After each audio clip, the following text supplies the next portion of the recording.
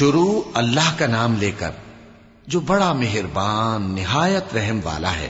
جو چیز آسمانوں میں ہے اور جو چیز زمین میں ہے سب اللہ کی تسبیح کرتی ہے۔ جو بادشاہ حقیقی ہے، پاک ہے، زبردست ہے، حکمت والا ہے۔ وہی تو ہے جس نے ان پڑھوں میں انہی میں سے ایک پیغمبر بھیجے جو ان کے سامنے اس کی آیتیں پڑھتے اور ان کو پاک کرتے اور انہیں کتاب و حکمت کی تعلیم دیتے ہیں۔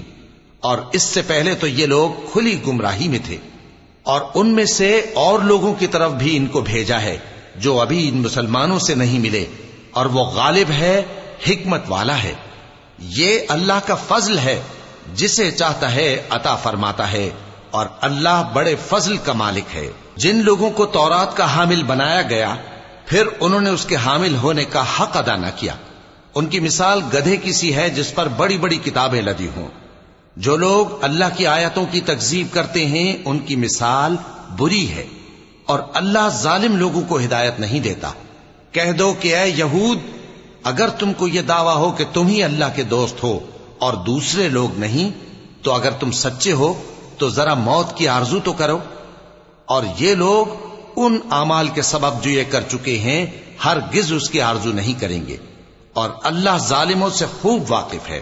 کہہ دو کہ موت جس سے تم بھاگتے ہو وہ تو تمہارے سامنے آ کر رہے گی، پھر تم پوشیدہ اور ظاہر کے جاننے والے مالک کی طرف لوٹائے جاؤ گے، پھر جو کچھ تم کرتے رہے ہو وہ سب تمہیں بتائے گا۔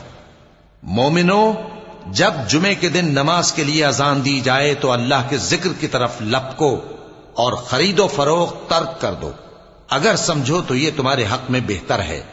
پھر جب نماز ہو چکے تو زمین میں پھیل جاؤ اور اللہ کا فضل تلاش کرو، اور اللہ کو بہت بہت یاد کرتے رہو تاکہ کامیاب ہو جاؤ۔